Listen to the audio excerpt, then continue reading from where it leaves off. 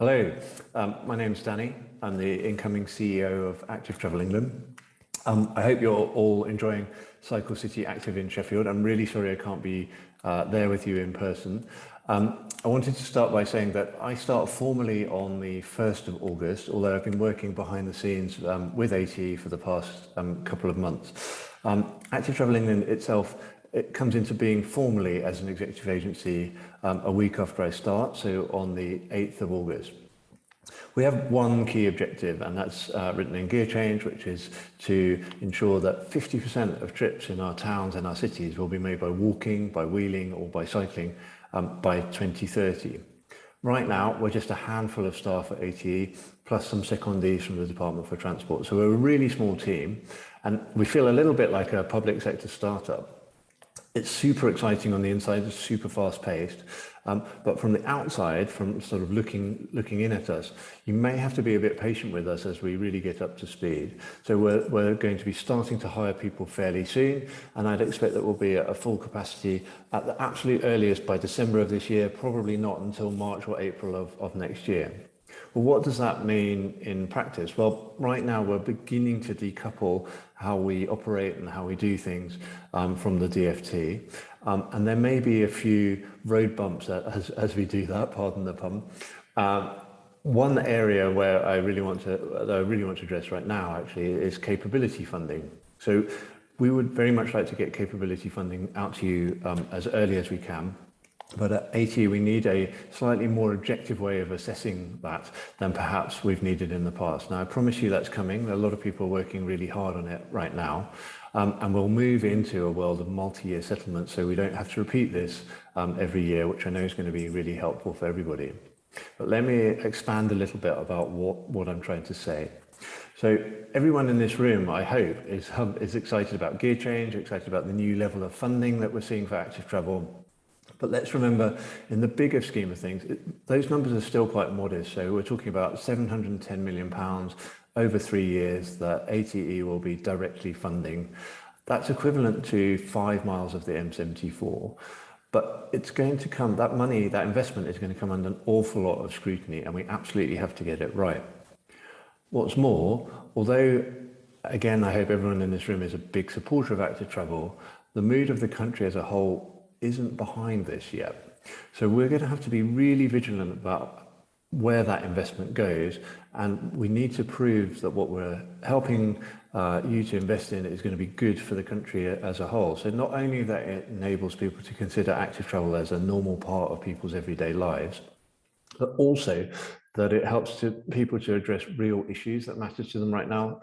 Top of mind right now is the cost of living, for example, or people reducing their carbon outputs. All of that means that we're going to need to focus money on areas where we can make things happen. And although we're here to help everybody and we're happy to do that, we're going to have to focus investment on areas where there's both the political will to get things done, as well as the technical capability to do it. And that's very much part of our thinking with this year's capability funding. And we're going to be supporting that kind of approach in the way that we do it. Obviously, we want to help as many local authorities as possible to win long-term funding, however. I know that the presentations today you're going to be seeing are from Isabel, from Martin, Brian and Guy, and they're going to help to provide a bit more clarity on what we're going to be focusing on and what our approach is going to be. But I really want to stress that we and those presentations are still very much work in progress, and there's much more thinking going on.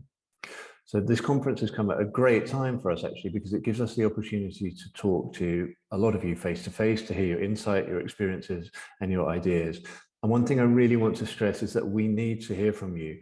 We need you to tell us when we've done something right, but even more importantly, we need you to tell us when we've done something wrong and give us constructive feedback. We can take that feedback, and it's really important that we establish a culture of back and forth with everybody in this room. And that's going to have probably the biggest impact on our success. Let me talk about our own team for a little bit. I wrote a LinkedIn post last week, and by the way, please follow me on LinkedIn. And I talked about England's roads more generally.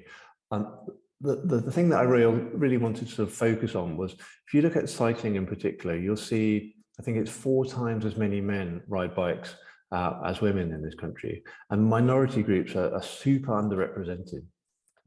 A lot of the discourse around walking and cycling and around travel in general has been about end-to-end trips, for example. So, for example, home to office or home to work.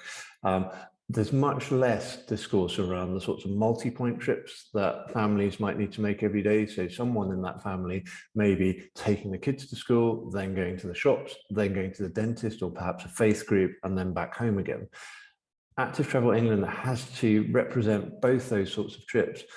And equally, Active Travel England has to look and feel like the people who do both those sorts of trips. So that's very much important to me, and something that we're going to be focusing on over the coming months as we build our team, that we start to look and feel like the country that we're part of.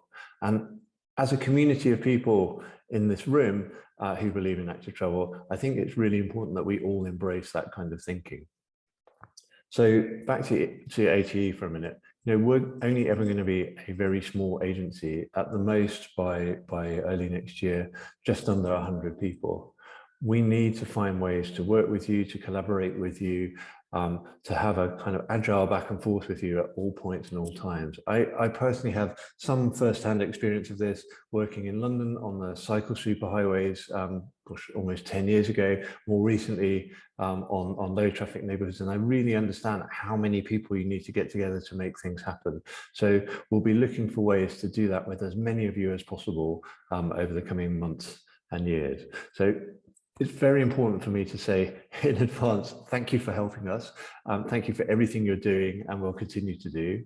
I'll finish here, as I know you've got lots of presentations to come in the next hour or so. And I personally look forward to meeting as many of you as possible over the coming months.